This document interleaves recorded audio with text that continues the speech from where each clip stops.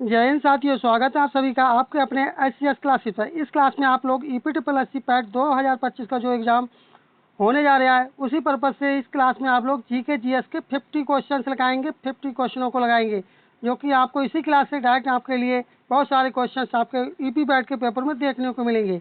चलिए शुरू करते हैं। पहला प्रश्न अपना आ चुका है स्क्रीन पर। पहला प्रश्न अपना है कि विश्व का सबसे बड़ा महाद्वीप कौन सा है? तो ये महाद्वीप कौन सा होगा? ये हो जाएगा एशिया महाद्वीप। जो विश्व का सबसे बड़ा महाद्वीप है वह एशिया महाद्वीप है। अगला प्रश्न है कि बर्सल पैटर्न के संदर्भ में गर्म समशीतोष्ण जलवायु में सीएफ का अर्थ है। तो सीएफ का अर्थ क्या होता है? तो सीएफ का अर्थ होता है साल भर बरसण। चलिए अगला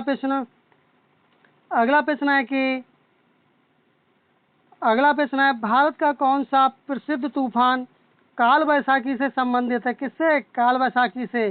तब आपका सही जवाब हो जाएगा, ये आपका हो जाएगा बंगाल राज्य से। किससे? बंगाल से संबंधित है। चलिए अगला प्रश्न, महानदी द्रोणी का विस्तार किस राज्य में नहीं है? नहीं पूछा गया है। तब आपका सही जवाब हो जाएगा कर्नाटक राज्य में नहीं है, लेकिन आपका छत्तीसगढ़ में भी है, उड़ीसा में भी है और झारखंड में भी है। चलिए अगला प्रश्न है हिमालय की सबसे दक्षिणी श्रेणी की पहचान कीजिए। जो हिमालय की सबसे दक्षिणी श्रेणी है उसकी पहचान करना है। उसकी पहचान कर ली गई है, वह है शिवालिक श्रेणी। चलिए अगला है कि हरित क्रांति के संबंध में निम्न में से कौन सा कथन सही नहीं है? तो कौन सा कथन सही नहीं है? तब आपका सही जवाब हो जाएगा, देखिए, यह केवल उन क्षेत्रों में शुरू किया गया था जहां सिंचाई का आश्वासन दिया गया था। यह तो आपका ठीक है। और अगला है, यह मुख्य रूप से गेहूं और चावल उगाने वाले क्षेत्रों पर लक्षित था। ये भी ठीक है। पूछा किया गया है, गलत पूछा गया है। यह कृषि आधुनिकीकरण के लिए एक निजी क्षेत्र का कार्यक्रम था, क्योंकि ये निजी नहीं था, किसी का नहीं था। ये क्या था? भारत सरकार का उपक्रम था। इस तरह से आपका जो सी वाला जो ऑप्शन होगा यही आपका सही उत्तर हो जाएगा। चलिए अगला प्रश्न है कि करेंसी नोट और सिक्कों को डैश कहते हैं। तो इन्हें आप लोग कहते हैं कागजी मुद्रा कहते हैं। आप विश्वास कीजिए, आपको इसी क्लास से कई प्रश्न आपके यूपी पैट के पेपर में डायरेक्ट आपको यहीं से देखने को मिलेंगे। इसलिए आप क्लास को पूरा लगाएं और कहीं से भी स्किप ना करें। और अभी तक यदि आप चैनल पर नए, चैनल सब्सक्राइब नहीं किए तो आप लोग चैनल को सब्सक्राइब कर लें और क्लास को लाइक कर दिया करें। और नोटिफिकेशन बेल आइकन आप लोग दबाना ना भूलें, जिससे आपको समय पर नोटिफिकेशन प्राप्त हो सके।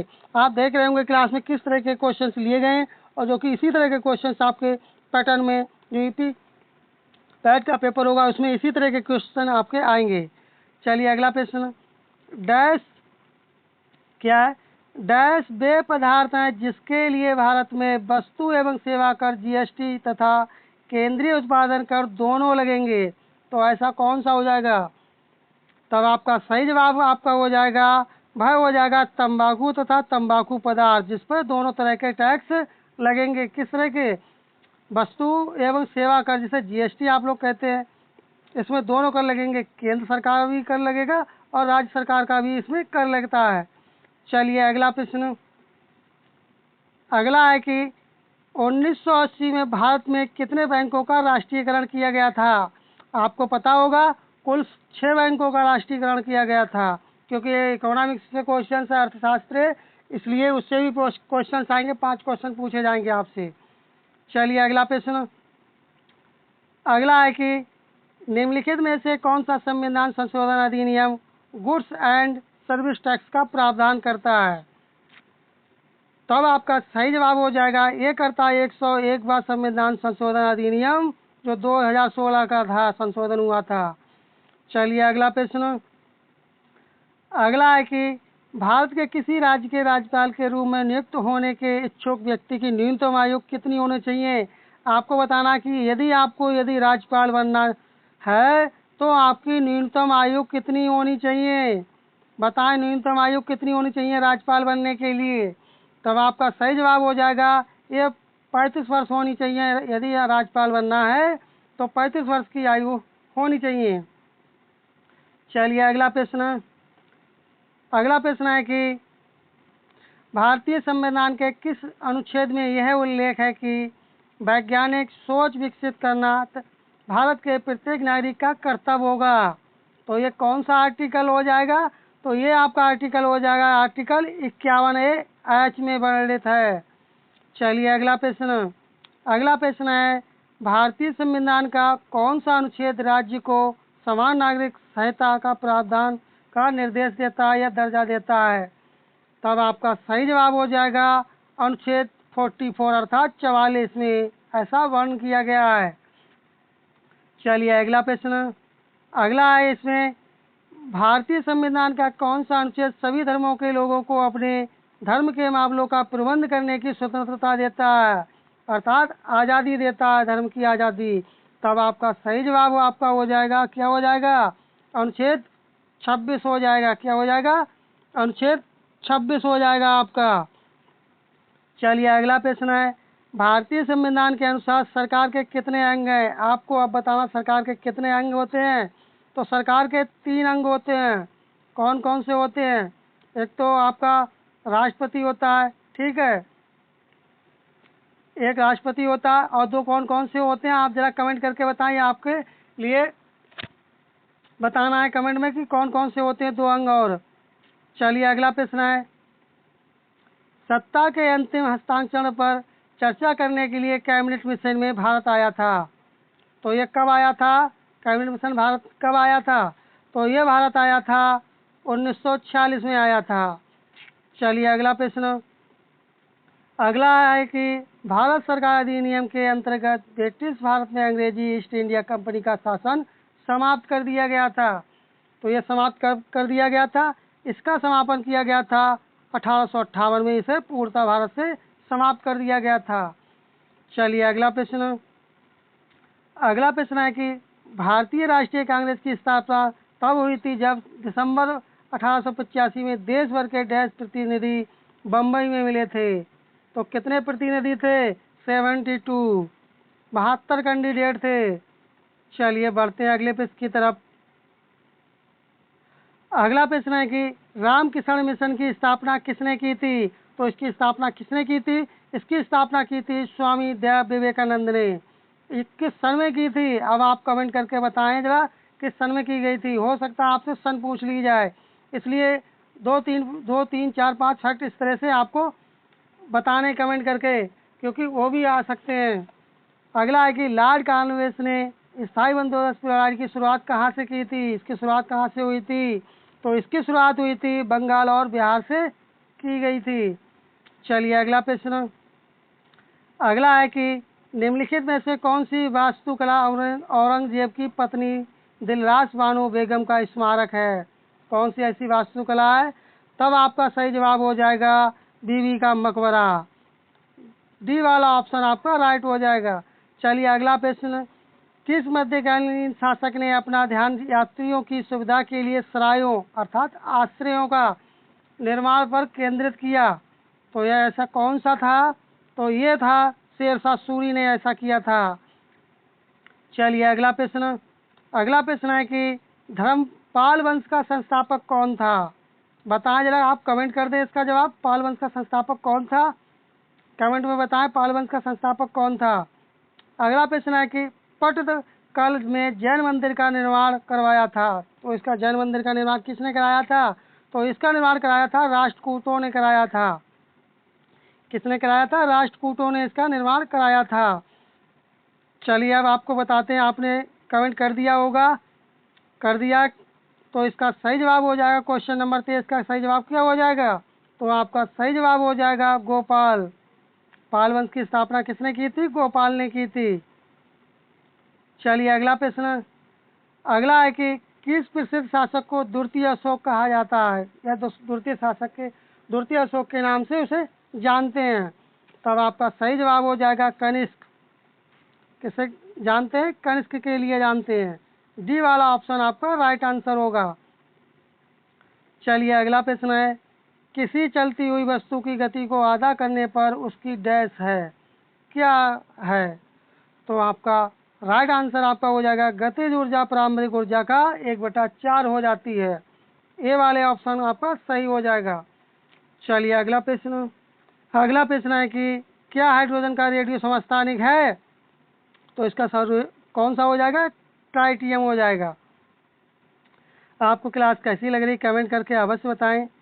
यदि अभी तक आप चैनल पर नए, चैनल सब्सक्राइब नहीं किए तो आप प्लीज़ चैनल को सब्सक्राइब कर लें। जो भी भाई बहन चैनल को देख रहे हैं क्लास को, वो सब्सक्राइब कर लें और क्लास को आप लोग लाइक कर दिया करें, क्योंकि आपके लाइक करने और सब्सक्राइब करने से ही हमें मोटिवेशन मिलता है और इसके सिवा हमें कुछ नहीं मिलता है। चलिए बढ़ते हैं अपने प्रश्न की तरफ। मनुष्य के हाथ में कितनी हड्डियाँ अस्थियाँ होती हैं? तो हाथ में पूछी गई हैं, तो हाथ में होती है 14। अगला है कि कौन सा पादप ऊतक मृदा से जल और खनिज पोषकों को तनों और पत्तियों तक पहुंचाने के लिए उत्तरदायी है? तो कौन सा हो जाएगा? ये आपका हो जाएगा जाइलम। ऐसा कौन करता है? ये जाइलम का कार्य होता है। चलिए अगला प्रश्न।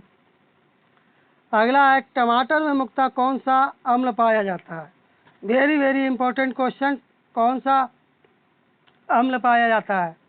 तब आपका राइट आंसर आपका हो जाएगा ऑक्जेलिक अम्ल। टमाटर में क्या पाया जाता है?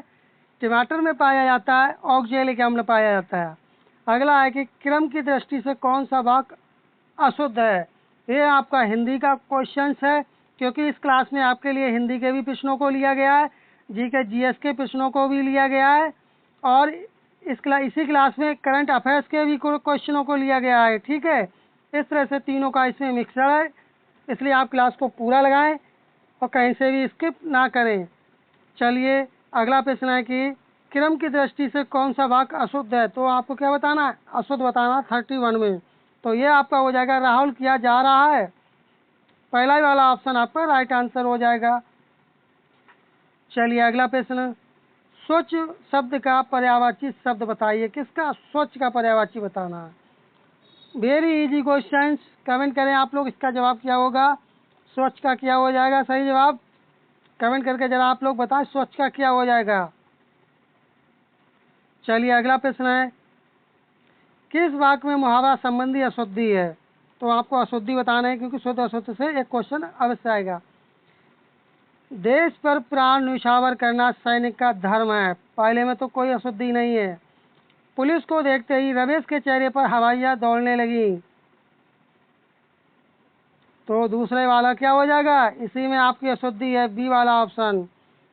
तो आपको इसमें पूछा गया था, ऊपर वाले क्वेश्चन में पूछा गया था कि स्वच्छ का पर्यायवाची क्या होगा? तो स्वच्छ का पर्यायवाची हो जाएगा आपका निर्मल हो जाएगा। चलिए बढ़ते हैं अपने अगले प्रश्न की तरफ। अगला है कि घूमने फिरने वाला साधु वाक्यांश के लिए एक शब्द क्या होगा? कौन सा हो जाएगा?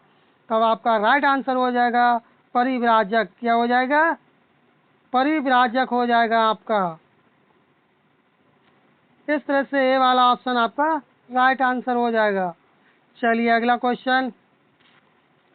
अगला क्वेश्चन है कि इसमें आपको बताना पुल्लिंग बताना है। कौन सा पुल्लिंग है? तो कौन सा पुल्लिंग हो जाएगा? ये आपका आभारी पुल्लिंग हो जाएगा। अब आप लोग देखेंगे करंट अफेयर्स के क्वेश्चन से देखेंगे, जो कि लेटेस्ट करंट अफेयर्स के क्वेश्चनों को इस क्लास में लिया गया, जो आपके पेपर से संबंधित है, ईपी पैट के पेपर से। चलिए देखते हैं इसके लिए। जून 2025 में किसे संयुक्त राष्ट्र महासभा के अध्यक्ष के रूप में चुना गया है? तो किसे चुना गया है? तो ये चुना गया है एना लेना बेयरबॉक के लिए चुना गया है। चलिए अगला प्रश्न। अगला है कि भारत का पहला विश्व शांति केंद्र कहाँ स्थापित किया गया? तो ये कहाँ स्थापित किया गया था? तो ये स्थापित किया गया है गुरुग्राम में। ये सभी जीके के करंट अफेयर्स के क्वेश्चंस इम्पोर्टेंट हैं, इसलिए आप अच्छे से तैयार कर लें इनके लिए। अगला है कि भारत के किस राज्य में सर्वाधिक बार राष्ट्रपति शासन लागू किया गया था? ऐसा कौन सा राज्य है भारत के अंदर जिसमें सबसे ज़्यादा बार राष्ट्रपति शासन लगा था? बताएं कौन सा है? भाई है आपका मणिपुर राज्य एक ऐसा राज्य है जिसमें सबसे ज़्यादा बार शासन लगा था। क्या लगा था? राष्ट्रपति शासन लगा था। चलिए अगला प्रश्न। भारत के कैंसर जीनोम एटलस किस भारतीय प्रौद्योगिकी संस्थान आईआईटी द्वारा लॉन्च किया गया? तो कौन सा आईआईटी था? ये आईआईटी था आईआईटी मद्रास के द्वारा इसे लॉन्च किया गया था। चलिए अगला प्रश्न। अगला है कि निम्नलिखित में कौन सा राज्य सामान्य नागरिक संहिता लागू करने वाला देश का पहला राज्य बन गया? Very very important question. तो ये बन गया उत्तराखंड राज्य बन गया ऐसा भारत का पहला राज्य। अगला है कि 18 फरवरी 2025 को प्रधानमंत्री फसल बीमा योजना के कितने वर्ष पूरे हुए हैं? वेरी वेरी इंपॉर्टेंट क्वेश्चंस हैं, ऑल जीएस और करंट अफेयर्स के क्वेश्चंस। तब इसका राइट आंसर हो जाएगा 9 वर्ष पूरे हो चुके हैं। चलिए अगला क्वेश्चन। अगला है कि भारतीय कारपोरेट कार्य संस्थान पूर्वोत्तर भारत में अपना पहला क्षेत्रीय परिसर किस स्थान पर खोलेगा? तो कौन से स्थान पर खोलेगा? ये खोलेगा न्यू शिलांग टाउनशिप में पहला खोलेगा। इस तरह से सी वाला ऑप्शन आपका राइट आंसर हो जाएगा। चलिए अगला प्रश्न। जून 2025 में उत्तर प्रदेश सरकार द्वारा पूर्व अग्निवीरों को राज्य पुलिस बल में कितने प्रतिशत क्षैतिज आरक्षण देने का निर्णय लिया गया है? तब आपका राइट आंसर आपका हो जाएगा 20% अर्थात 20%। चलिए अगला प्रश्न। 31 मई 2025 को जम्मू कश्मीर की पहली चेरी कार्गो ट्रेन निम्नलिखित में से किन 2 स्टेशनों के बीच चलाई गई थी? वेरी वेरी इंपॉर्टेंट क्वेश्चंस, जो करंट अफेयर्स का बहुत ही इंपॉर्टेंट क्वेश्चन सही आपसे पूछा जा सकता है। तब आपका सही जवाब हो जाएगा कटरा से बांद्रा टर्मिनल्स का। और बांद्रा टर्मिनल्स कहाँ पर है? ये बॉम्बे में पड़ता है, मुंबई में। चलिए अगला प्रश्न। अगला प्रश्न है कि 26वीं एशियाई एथलेटिक्स चैंपियनशिप 2025 में भारत ने 8 स्वर्ण सहित कुल कितने पदक जीते हैं? तो कुल जो पदकों की संख्या वह 24 है। इस तरह से अपनी ये क्लास कंप्लीट हुई। आपको क्लास कैसी लगी कमेंट करके अवश्य बताएं। यदि अभी तक आप चैनल पर नए चैनल को सब्सक्राइब नहीं किए तब आप चैनल को सब्सक्राइब कर लें और क्लास को आप लोग लाइक कर दिया करें, क्योंकि आप क्लास को लाइक करना भूल जाते हैं। और यदि आप इस क्लास की PDF प्राप्त करना चाहते हैं तो उसका लिंक डिस्क्रिप्शन बॉक्स में लगा दिया जाएगा। चलिए मिलते हैं जल्दी नेक्स्ट क्लास में, तब तक के लिए धन्यवाद। जय हिंद, जय भारत।